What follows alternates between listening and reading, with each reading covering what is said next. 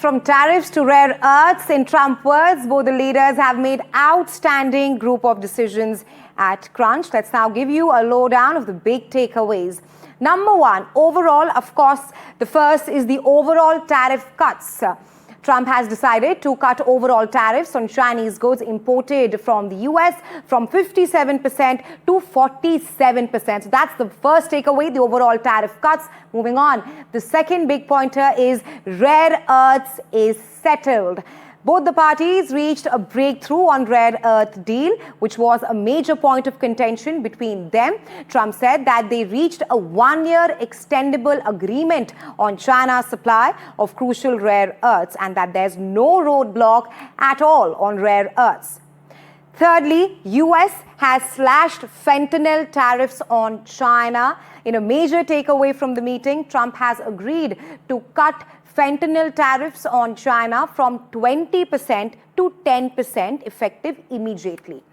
Then Trump has also announced his China visit. He said that he will be visiting China soon. That's after the meeting. The US president told reporters on Air Force One that he will be visiting China next year in April and that the Chinese president, Xi Jinping, will come to the US after that. Another issue that featured was, of course, discussions on Ukraine as the war is still raging on.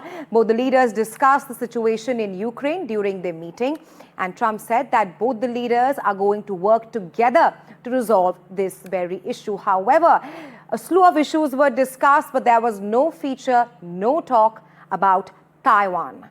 Both the leaders did not discuss this very sensitive issue, and Trump said that Taiwan never came up. So these were the big takeaways from the high-stakes Trump-Xi meet.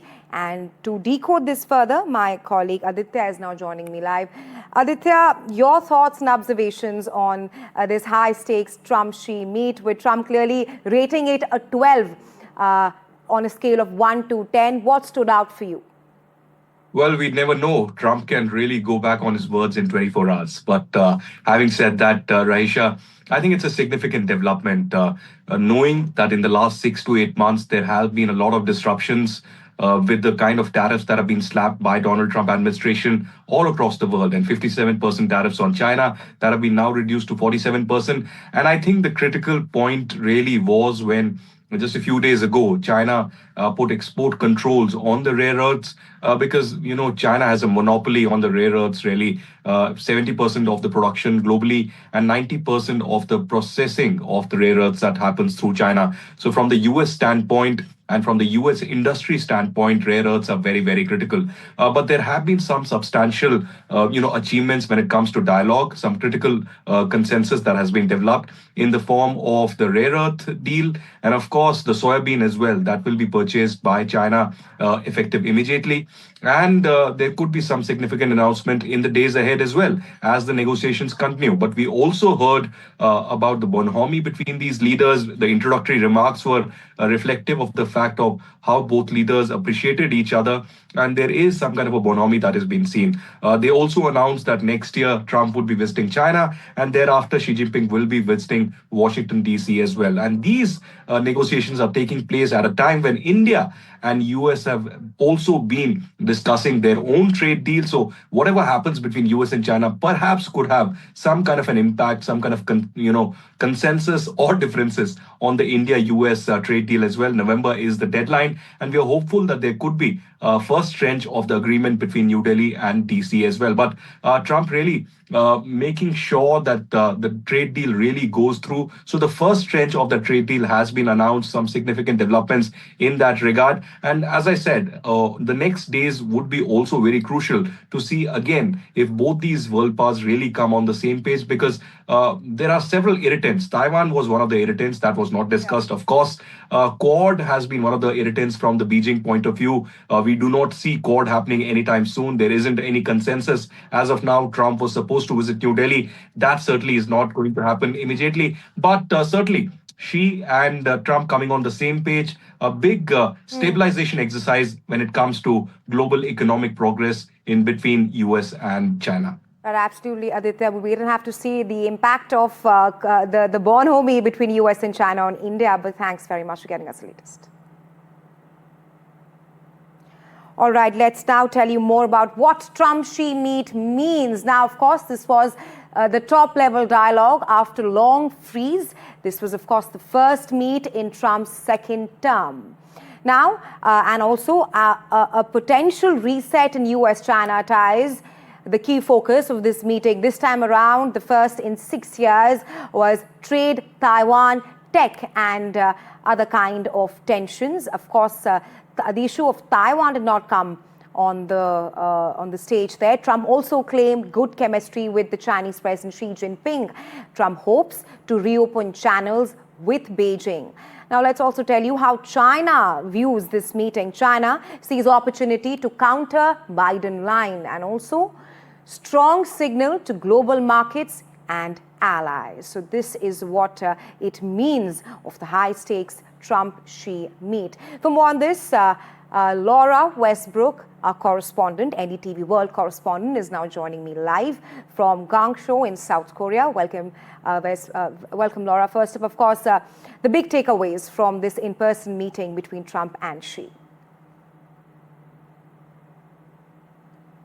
Well, following the meeting, US President Donald Trump said he thought it was an amazing meeting and a lot of decisions were made. Now, on the issue of fentanyl, he said Chinese President Xi Jinping had agreed to take stronger action to stop the flow of precursor chemicals for making the drug fentanyl. In response, the United States would reduce to 10% from 20% the fentanyl-related tariffs that the US had imposed on China earlier this year.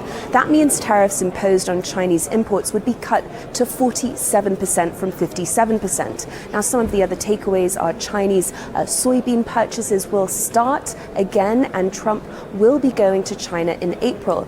On Ukraine, Trump said that the two leaders talked about it for a long time and that both leaders were going to work together to get the war with Russia and Ukraine solved. Right, Laura, while you've given us a lowdown of the major takeaways, your thoughts on how significant is this move for US-China ties?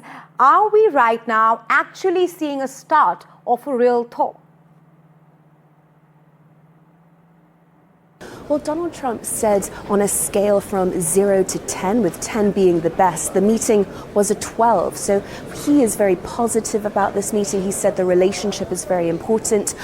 So a lot of positivity coming out of the US side. China has yet to release details about the talks. But as they sat down to begin talks, President Xi told Trump that it was normal for the world's two leading economies to have frictions now and then.